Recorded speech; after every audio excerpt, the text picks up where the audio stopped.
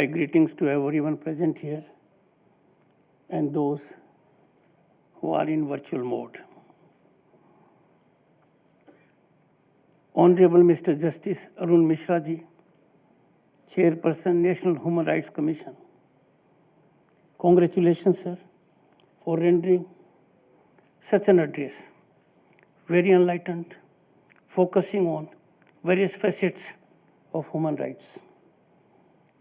And gratified that focus of the Commission has been on issues that concern the most vulnerable segment of society. Taking a cue from what has been given in the very enlightened, informative address, I would urge the media, they must make it a mission with a passion to ensure advisories of the Commission are put in public domain in high decibel. That will take a long way in serving cause of human rights. Distinguished members of the Commission, functionaries of the Commission, Chairperson of State Human Rights Commission, I must make particular reference to the presence of our distinguished former Chief Justice of India, Justice K.G. Balakrishnan and Justice Indira Banerjee. Also Lord Lumba, diplomats present here, and everyone in the audience. After listening to Justice Mishra, I would have to reshape most of my address. Justice Mishra has indicated in a very lucid manner the kind of emotive response the Commission is rendering to make life easy of those who are in need of it. I am delighted to be associated with the celebration of 30th Foundation Day of this Commission. Congratulations to everyone in the NHRC for being guardians of human rights of underprivileged and vulnerable sections of society. Also, grateful to the Commission for thought-provoking advisories that catalyze action, affirmative action by the agencies that are required to their duties. Appreciate NHRC for propagating philosophy that human rights nurture and blossom in a regime where there is rule of law and not law of the ruler. It is a befitting recognition of NHRC dedicated efforts and high standards that NHRC India has retained its A status of accreditation with Global Alliance of National Human Rights Institutions for the 4th consecutive year. I have no doubt this track record would ever be on incremental trajectory. This indicates our nation's excellent recent record as regards human rights. Justice Mishra reflected, focusing on our age-old civilization ethos, that we in this country take the world to be a village. Our concern is not limited to ourselves. Our concern is for the entire world. We are yet to have another nation that can match our unrivaled record. We never believed as a nation in expansion. Any expansion, particularly of geographical boundaries, involves violation of human rights of an extreme degree. This nation has never done so. I am beholden to Justice Mishra for making reference to our civilizational ethos. Human rights as a concept cannot be reckoned only in the narrow sense of preservation of personal liberty and dignity. They have to be understood in broad context. I will not go further on this because in a very comprehensive encyclopedic manner, Justice Mishra has indicated, and the various advisories issued indicate the various facets in which human rights are vulnerable and need nurturing and protection. I would recall at this time what Nelson Mandela said. I quote him: "To deny people their human rights is to challenge their very humanity," I unquote. And I can assure this audience, those who suffer in silence,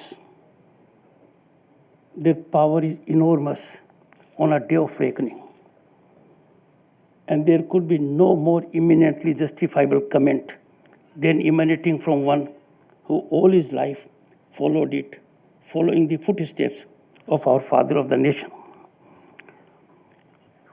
Freedom has been defined in varied ways, but the most apt definition of freedom is supremacy of human rights everywhere.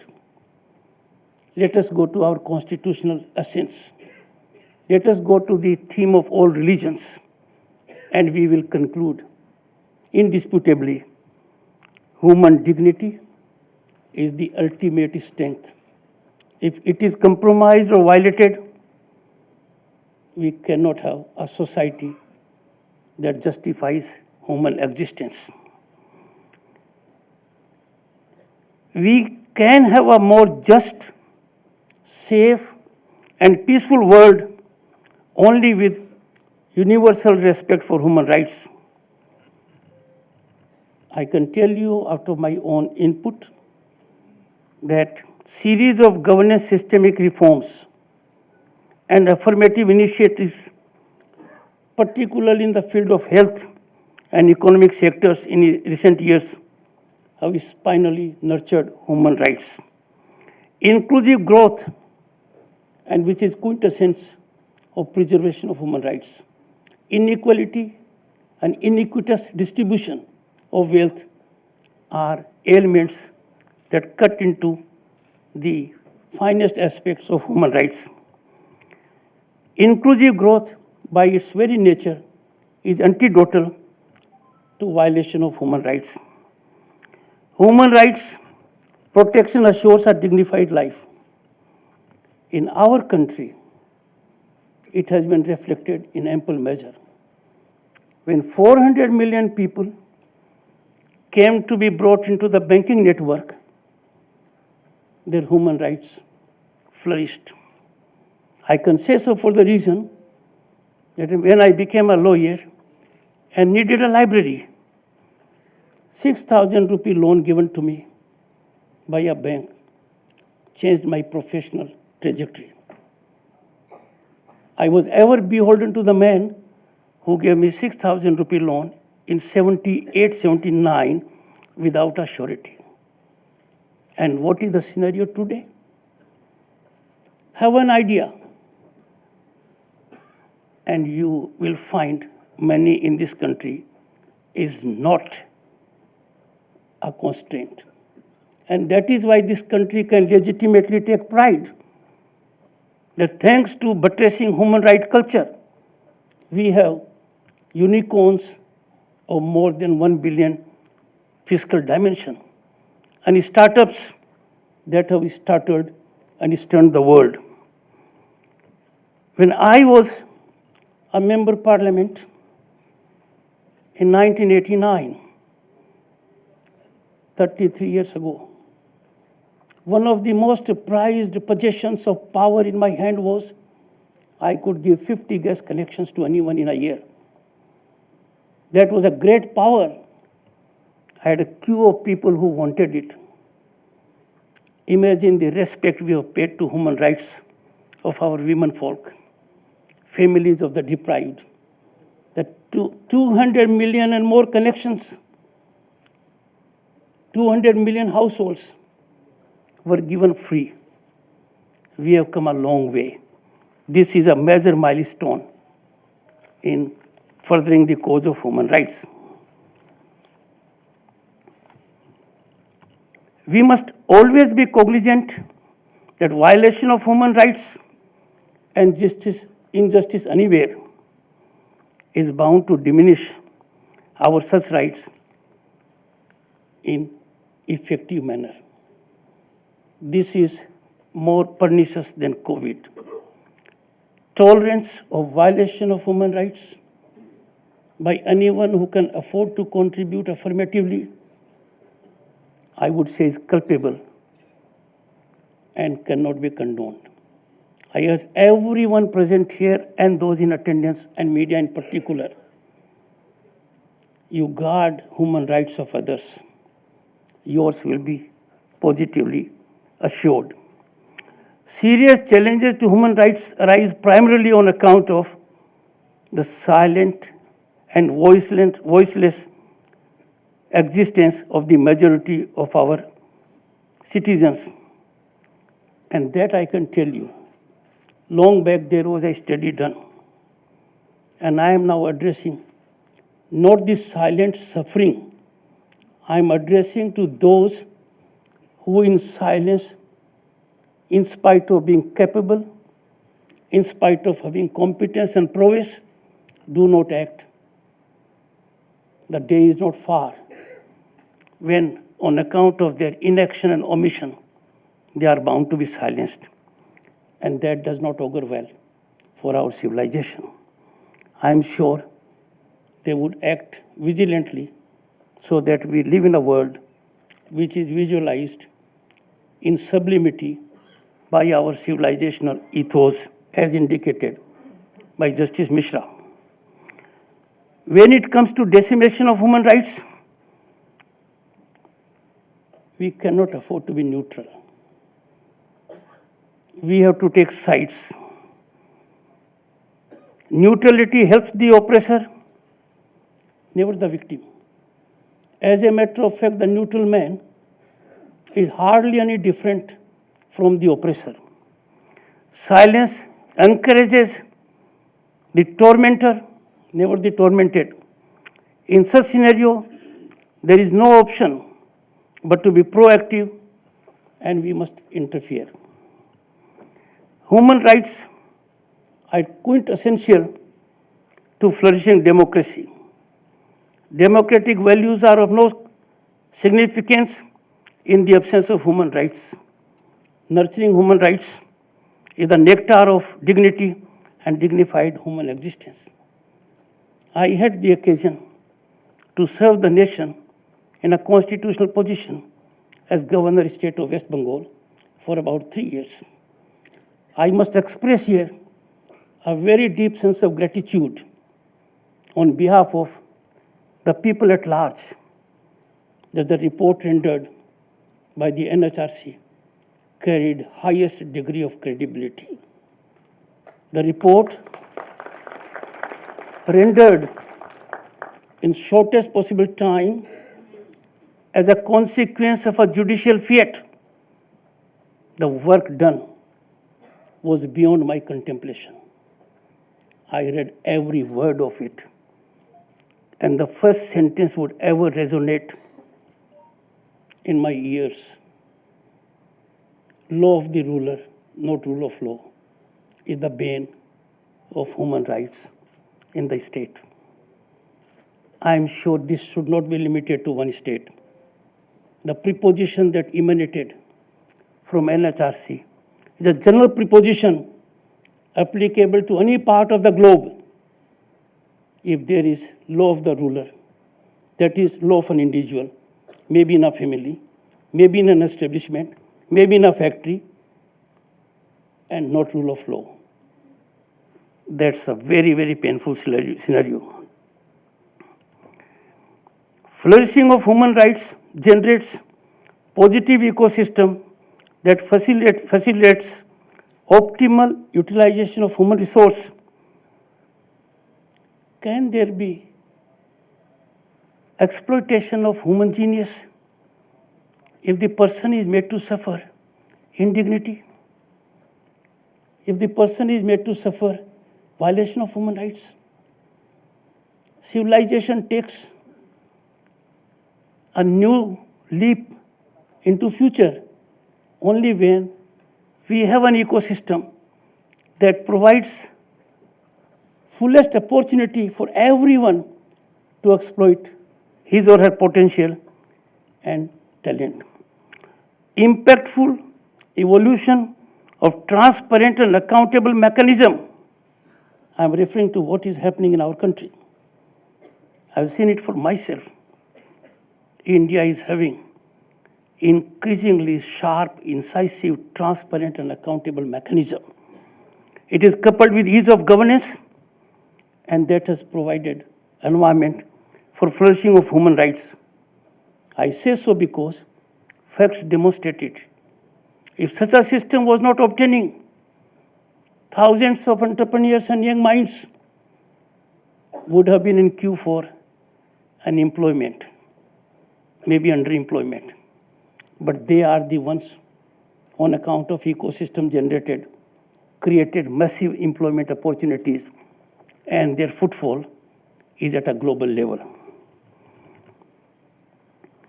Poor and vulnerable are easy victims of menace, and this menace is corruption. Enough has been done in the country to cut down human interface in dealing with fiscal matters.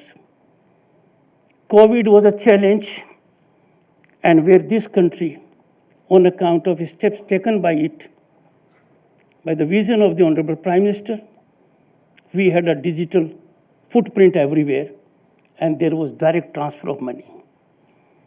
Imagine the entire farmer populace getting 3 times a year direct benefit transfer.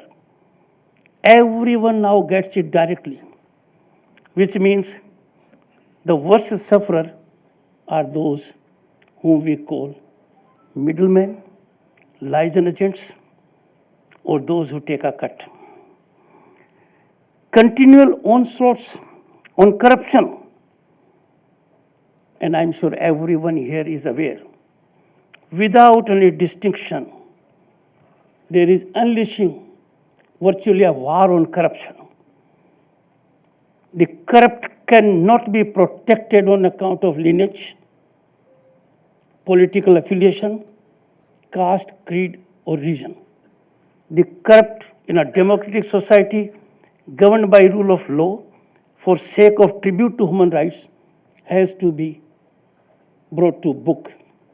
The long arm of law has to take it, and this has resulted in benefit going to the deserving ones. Challenge to human rights emanate from several quarters, also state actors, natural disasters, pandemic, famine, poverty, to name just a few. Judicial steps, Human Rights Commission initiatives, and affirmative steps of the government have considerably contained these challenges if we go by our recent experience. COVID is one such experience. But the most soothing aspect of COVID was that those who barely could afford for themselves engaged into hand-holding. I am personal witness to it. I have seen with tears in my eyes a tea vendor will be giving packets to those who are in need during COVID. And that is the greatest tribute that we in this country still subscribe to the best of ethos of our civilization. The pro-human rights foundational spirit, we can find it in our Vedas. And I will make reference to one Veda which I will translate in English for benefit of everyone. May everybody be happy. This was focused by Justice Mishra when he said, we take the whole world as one, which means we care for everyone, not for ourselves or our geographical limit habitations. May everyone be happy. May everybody be free from disease. May everybody see auspiciousness. May no one have sufferings. End quote. I would travel a little beyond human beings Our planet is not repository or exclusive only to human beings. We have living species, and that is how and why our culture has taken care of this aspect also. Culture of coexistence makes our world wonderful and worth living. I would invite your attention. There was jubilation all over when we got from Africa cheetahs. Go to the theme of it, go to the cause of it. We in the world cannot suffer a species disappearing. We cannot be cause of it. We have to be a reason for its survival. And that action which we are endangering living beings by reckless, irrational exploitation of natural resources, and those who think they are gaining thereby are bound to be the worst victims of climate change, because they have learned over the years to live in the comfort of that environment while others can face it little boldly. We must discharge our duty. Constitutional scheme of events was reflected by Justice Mishra. I would make particular reference to one duty which is in Article 51 capital G. Our Constitution ordains every citizen to protect and improve the natural environment and to have compassion for living creatures. India fortunately has a robust and strong mechanism of human rights regulations both at the center and state level. I must commend and appreciate the National Human Rights Commission for hand-holding the state commissions to be proactive and reach out to every nook and corner of this country. I also appreciate the commission for being a visionary. Some of the advisories the commission has imparted, I had the occasion to focus on them, but I did not contribute in the manner in which I should have contributed. As a matter of fact, Justice Mishra, like a good judge, has given a senior advocate some homework to be done so that I can use my platform as chairman of Rajya Sabha, the upper house, to give message to them also that we need to take note of the silent work which a spinal organization like NHRC is doing. The under coverage of their advisories makes media and others responsible for not containing violation of human rights. I have highest regard for media, and I am sure rather than engage in high decibel sensationalization of other news, they must take it in the top gear and as lead news. Protection of human rights is not the responsibility alone either of the government or of the NHRC or of institutions. It is a shared responsibility of everyone who lives on the planet. I urge every citizen to work for protection and promotion of human rights, and this is easiest done because there would hardly be a day when we will not come across, though in a subtle manner, some transgression of human rights. I congratulate Justice Mishra, all the very distinguished, enormously talented members of the Commission, and very hard-working personnel for their devotional work. I would ever remember the time I spent here because I will go from this place inspired, motivated, energized, and invigorated to be a foot soldier to serve human rights for the planet. Thank you. Thank you very much, Honorable Vice President, sir, for your very insightful